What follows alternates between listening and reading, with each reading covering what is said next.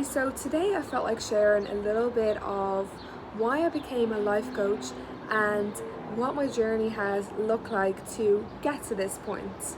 So, I'll give a little bit of a background story of what led me to become a coach, what it's been like being a coach for the last 7 months, and then a little bit of what it looks like to actually work with a coach, what the coach relationship looks like, and what you may benefit from it if you are a fit for that. So, first section, a little bit of my backstory. When I was growing up, I was very shy and insecure and was quite anxious, and I thought it's just always going to be that way. I was that kid in dance class who done this with her arms rather than putting them out because I don't know, I was just trying to be invisible or something. And then in school, I remember if a teacher ever asked me a question, I'd freak out and be sweating in class, and then I remember sitting in class and wouldn't even breathe. I'd be holding in my stomach, trying to look a certain way, and then I'd be overthinking, oh my gosh, I'm sweating because I'm nervous. And then I'd be thinking about my future of, well, I can't work certain jobs because I can't wear certain uniforms because I'm going to be sweating. So that's just a little image of how my brain looked like when I was in school. And I quite struggled academically, of probably not even being present in the moment. But one thing I did enjoy was actually hockey and working out, and enjoyed the physical movement aspect of things and a little bit of biology. So when it came time to choose what I wanted to do, I chose to become a personal trainer, mostly because I really struggled myself with food, with relationship to food. Went from starving myself to binge eating to then being strict and controlling with my food. And a pivotal moment where I really did choose to go down that route of being a personal trainer was really just to go on that journey myself and to learn really for me.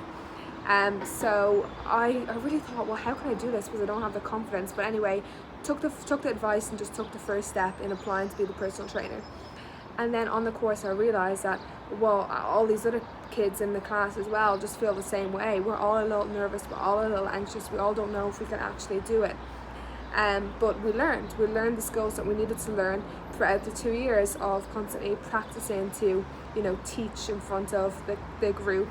And we learned, actually it was the first time I found learning interesting, where I got to learn about the psychology behind it, and the nutrition and the biology, and I found all that super interesting. So it's probably the first time I've actually enjoyed reading books and learning. It's probably when I really actually started to enjoy learning for the first time in my life.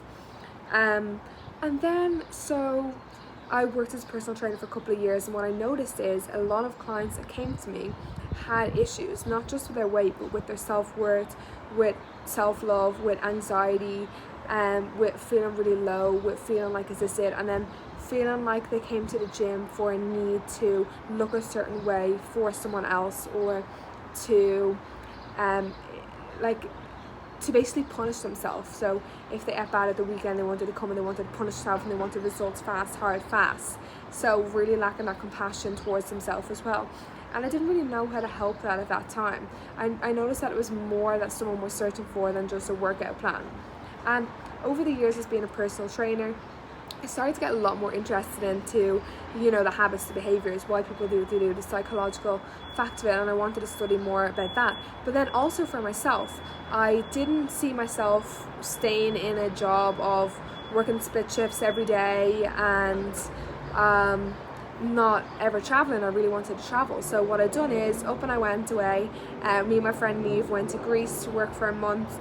Turns out we didn't actually work there. We had just had fun, sunbathed by the pool and partied.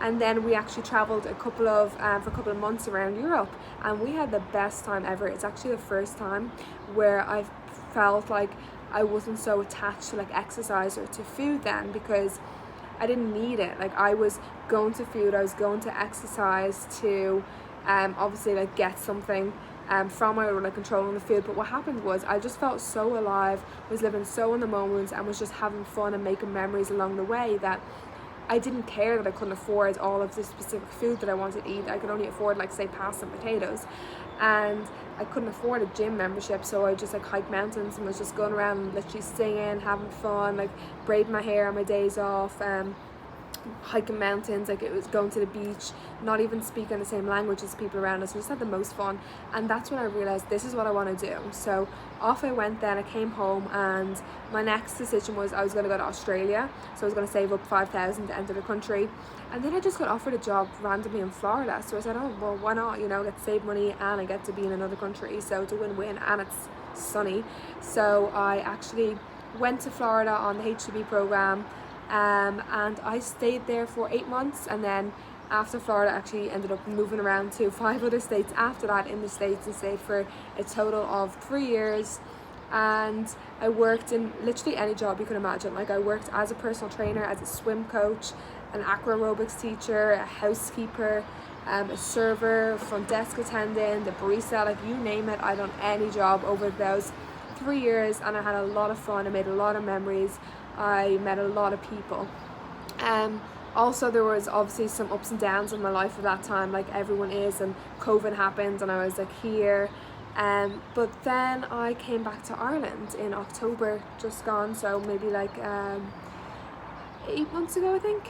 And that's when I decided, okay, well, what do I want to do now? And next, what I really wanted to do was to learn how to be a life coach, because all of the experiences that I was taken from personal training, and then after being on my own life, literally just living my life for the last couple of years, I was like, okay, I think I know now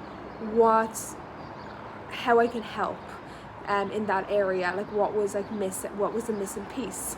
So I took a course in life coaching, and then I also got myself a life coach, and then I realized I was a little stuck when I finished the course, because I was also having a lot of my own fears and limiting beliefs of being able to record a video and post it around this topic, or to show up online as like a leader in this area, and was having a lot of my own like fears and blocks with that. So I actually joined a coaching program called HBC, and I spent 3 months just in that program of going through that with other coaches, and really learned a lot about myself, really opened me up to the parts of me that I need to work on and I need to heal, and really sent me down that area. Because what's interesting is to help other people, I feel like we first need to help ourselves. And a lot of us who really want to help other people, it's like we really want to help other people to satisfy something in ourselves, or I wonder what it is. I think it's we really want to help other people, and maybe we're avoiding helping ourselves, or maybe desperately we actually want to be helped too. Because I know even me joining like a group coaching program, I also wanted to be coached, and I think it's important for coaches to have coaches too, because we're still humans, and even if we are a coach, we're still going through the same challenges. Like when I was a personal trainer, it was like a stigma if you're a personal trainer and you have a personal trainer, because you don't know how to train yourself. But it's like, yes, you could train other people, but then maybe you also need someone to help you to stay accountable to your training.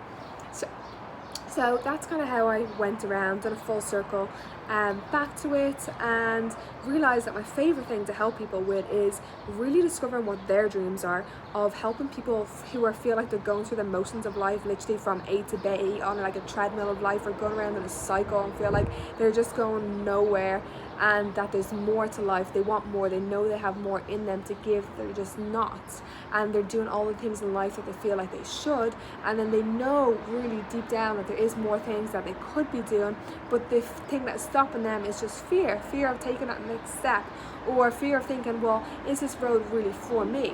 So I love to help people with discovering and creating a safe place for them to explore their dreams, for people who don't even know maybe what their goals are, because they've never had that silent space to actually go in and explore. So given that time, that space to go in, to explore, to dive deep, to helping people know what success looks like for them. So for someone, it may be, a certain amount of money. For someone else, it might be able to feel in a certain way. For someone else, it might be, traveling to these different countries. So really discovering what success looks like for someone, really aligning to their own morals, to their own values of what someone actually wants out of their life.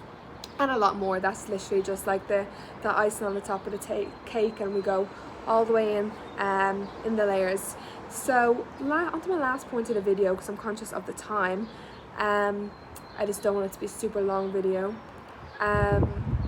What it looks like to have a coaching relationship. So yeah, actually I guess I did just describe that already. So it looks like a safe place to actually explore who you are and what you want, and a safe place to be authentic, to be yourself, and just to really, I guess, dive into deep and explore what you actually want without judgment, and then creating the steps to get to that point. So first that may look like really removing the layers that we built up from society, from what we should think we should be doing, from our limiting beliefs, from what's keeping us stuck, to then get us to a place of shedding that skin, to then create a vision for our future of what we actually do want, and then to step into that. I'm